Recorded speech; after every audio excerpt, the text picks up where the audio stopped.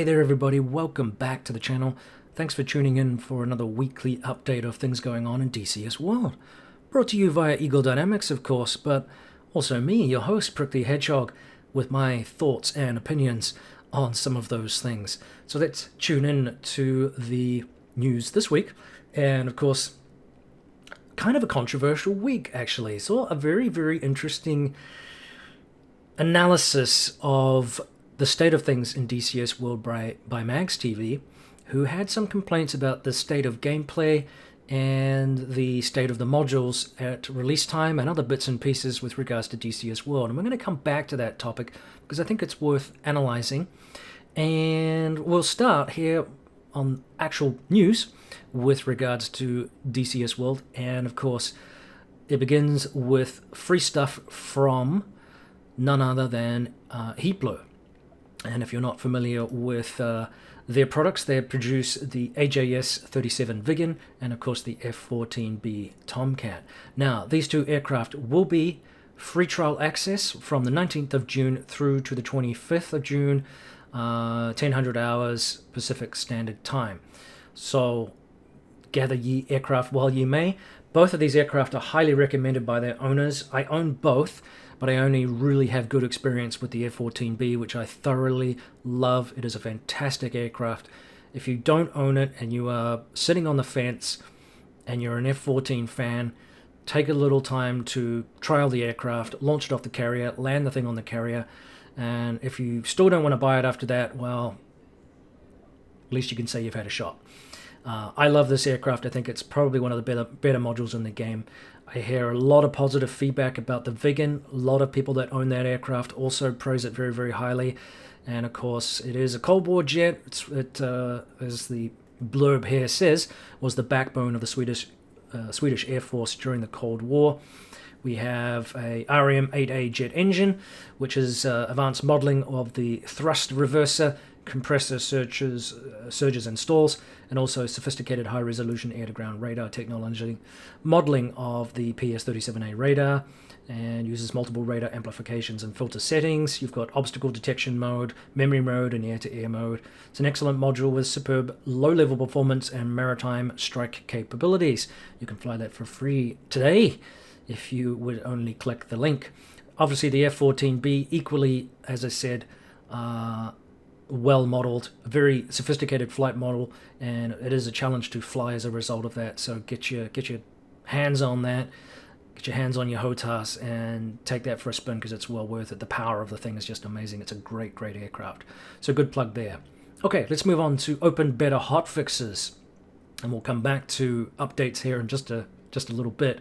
Working on some upgrading for the schedule of DCS World Open Beta, releases and the approach we use for release preparation and delivery, and look forward to sharing more information with you soon. This is going to link up a little bit with what Mags TV had said about the state of the game and the state of play in the game with regards to modules and maps and so on and so forth.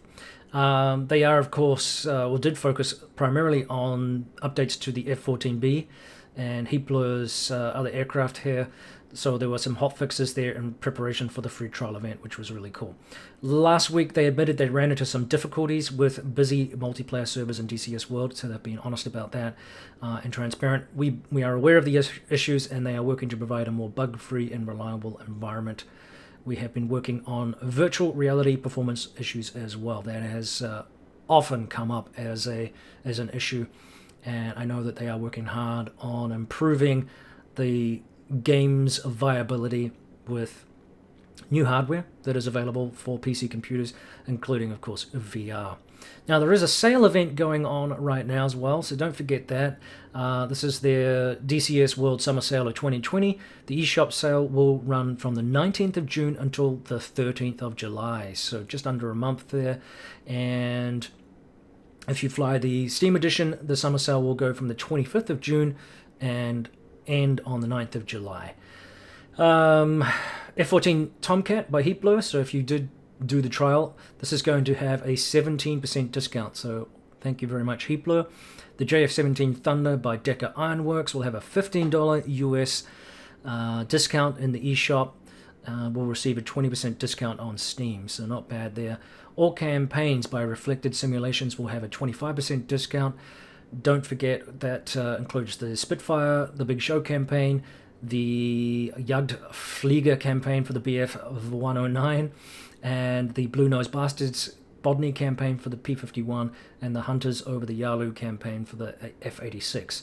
Some exceptions from the summer sale include our most recent releases and early access modules, which will continue to benefit from the 20% early access discount, which, and here we're referring to the P-47D Thunderbolt, 20% off, the Channel Map, 20% off, and the Super Carrier, of course, 20% off. So if you buy the F-14B and you don't own the Super Carrier, I would highly recommend you pick up that as well, because the two go very nicely together, and again, well worth checking out.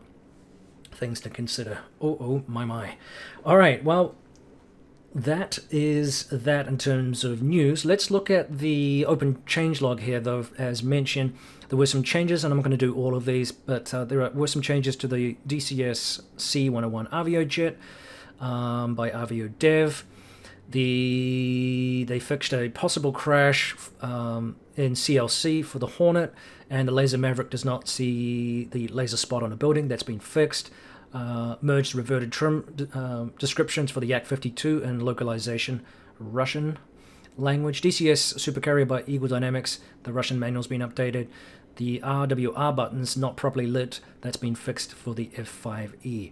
Now, as mentioned, there were changes to the Heatblur simulations aircraft, and this includes the F-14B, of course. So, complete lighting overhaul and readjustment, nice. Fixed annunciator lights not being visible. Fixed green dot showing in the HUD. Tweak the floodlight intensity. Tweak the value of remaining daylight required to spawn with the cockpit lights on. It will generally be later in the day now. Fixed the vertical panels, not changing light intensity in sync with other panels. Nice. Changed red floodlights to dim per default when spawning at dusk or night. The HSD, the ECMD, and the TID brightness starts with lower values when spawning at dusk or night. Thank you, because that was way too bright before. Fixed lantern panel lights appearing without the lantern stick being visible. Fixed exterior lighting bugs. I don't know what those were, but however, they have been fixed. Tweaked the canopy glass cockpit and exterior. I'm going to have a look at that. That's interesting. Fixed the Jester infinite input loop during Trackwell Scan A. Added possibility to load 10 Mark 20 Rockeyes. Goodness gracious me. Note, the Max 79 is still work in progress and was not visible at the moment. Finished the Neil switch solenoid behavior, cool. Minor tweaks to the flaps overspeed, over G, and flaps jamming, cool. Tweaked the asymmetric flap roll, nice. Adjusted fine trim single step intensity, so the trim should be more precise now. That's good, because sometimes it did get pretty out of whack. No one issues. The ACM panel, Sidewinder call, the gun rate, missile prep, and missile mode lights do not change intensity with the ACM panel. Lighting intensity settings, that's a work in progress. So those are the change logs for this week,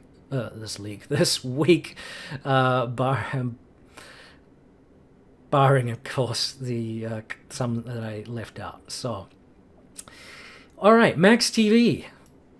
All right, well, the second half of this video, I'd like to focus a little bit about some comments made by Max TV recently in a kind of podcast slash video that he did earlier this week or late last week. I forget which part of the week it was, but anyway, I watched it earlier this week and I thought it was pretty interesting. There was a lot of discussion and I saw some comments on Twitter about this as well. So Max TV, if you're not familiar, does videos on DCS World, of course, and he showcases the modules and, you know, like other high-end content producers, you know, Jabbers and Growling Sidewinder and stuff like that. He produces some pretty slick videos and some very in-depth analyses of, you know, various modules and maps and other systems of the various aircraft. Now, he expressed some frustration because, one, the game wasn't working for him, and which meant he couldn't fly, and that got him talking about other issues to do with DCS in terms of bugs, modules being incomplete, and so on and so forth. So it was a pretty comprehensive kind of discussion about some frustrations that he was having. Now, I too have had, about 6 weeks ago, I think it was it just prior? It was just prior to the Supercarrier release, where I too ended up having to do a full reinstall of Open Beta. And there was a conflict, I think, with the virus software that pulled a file out of one of the modules, and then I tried to reinsert it and it wouldn't let me do that, and basically the repair wouldn't work because it would find the file again, and I don't know why. I've had that problem before and I've been able to restore it, but either way, this required a full reinstall, so I understand where he was coming from in terms of frustrations. But again, in synopsis, he also pointed out, well, what is the incentive for Eagle Dynamics to complete things in a timely fashion? They don't have, as he pointed out, any extrinsic motivations from competition. They pretty much occupy the modern jet combat flight sim genre by themselves. There's no other studio really that's operating there. Sure, we have the Warbirds and IL-2 and stuff like that, but we don't really have, outside of Falcon 4 BMS, which is just a community mod game right now. I don't think it's even supported by the original studio. There's nobody else doing modern jet combat. We have, of course, Microsoft 2020, which is going to revolutionize or set new benchmarks for flight simulators in general. But again, this is not combat sim, which Eagle Dynamics occupies. And so again, he was questioning, again, is there a reason, for them to complete things in a timely fashion? We've got issues with bugs. The game doesn't always operate properly as it should. Modules remain incomplete sometimes for years, like the F-18, for example. Now, in fairness, some of the modules that we're talking about here are extremely complex. The F-18, for example, is, along with the A-10, two of the more comprehensively modeled aircraft in the game. Very, very sophisticated systems, a lot of layers in them, and that takes time to develop. And then, of course, we've got these other running projects going on. Boils back down again to whether or not is Eagle Dynamics task prioritizing correctly? Is there enough motivation for them to complete these things if they don't have any pressure to do so outside of comments from the community, which I think in any kind of game that you play, if you jump on any kind of forums, I mean, some of the criticisms will be valuable and constructive and useful for the developers, and there's a lot of people that will find any crap to complain about that they can, and it's not helpful, it's not useful. It's just people complaining for complaining's sake, and that's the nature of human beings in a variety of different forums. So therefore we're back to kind of square one. Why does it take so long? Is that a valid criticism? Is there anything that we can do?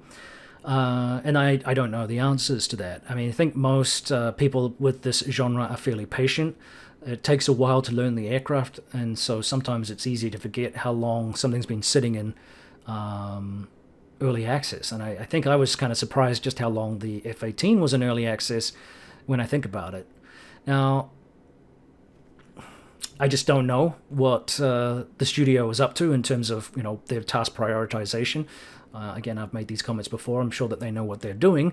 Obviously, they don't want to go out of business, and they have, again, in fairness, produced some of the world's best modeled aircraft that in the modern combat environment that you can possibly produce. I think the A-10, as an example, is probably the best one for that.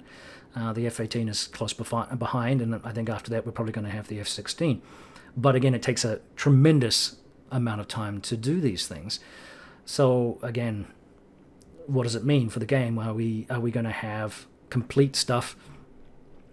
Very interesting comment from Big Nui recently, where he said that there wasn't going to be any major sort of patches coming through or updates until July 15th, mid-July-ish, while they spent some time testing. They basically pulled people off other projects so they could squash bugs and do more testing. I'm wondering, I got the hint from this comment, that this certainly is, as was expressed earlier in the video, that they're going to spend a little bit more time working through the testing process before they do major updates so that we don't run into some of these conflicts. Whether that has an impact on game improvement, And module completion, I don't know. Again, because we run back to the fact that the modules are very, very sophisticated. So again, let me know what your thoughts are. Sort of not an easy thing to describe. I've come, redone this segment of the video a couple of times now, trying to work out how I was going to explain all this, because there's so much information, and obviously I'm condensing a 17-minute description of issues that Mags was talking about into just a few minutes here. But I thought it was an interesting, set of comments, and I'm just very curious what other people think about the game, because I think there are some pitfalls with Eagle Dynamics' product, and that is that one, it's pretty sophisticated if you buy some of the full fidelity modules, and there are limitations yet with what you can do with those modules. I have yet to have a lot of fun with multiplayer, although some people swear by it and have a lot of time for it and fun with it. I myself have not had that experience. So, all right, well, that will do for this week. That's enough waffle. I actually just got the worst cramp in my hamstrings. I had to stop the video. Man, I hate it when that happens. I have been working really hard on the house and must have been pretty dehydrated the last couple of days, and I've just been sipping water here, and then I moved, and yeah, I got cramp in the hamstring, and in fact 2 different parts of the hamstring at the same time, which I can't believe. And if you've ever experienced that, it sucks. So anyway, enough waffle. I hope you don't have cramp like I have, and everything is going well for you. Have a great weekend, everybody. Thanks for tuning in for this video. Don't forget to like and subscribe. We're almost at 2,000 subscriptions, and I would love to get there. It helps a lot, keeps the channel chugging along. Either way, carry on flying. Take care of you guys. Prickly Hedgehog out.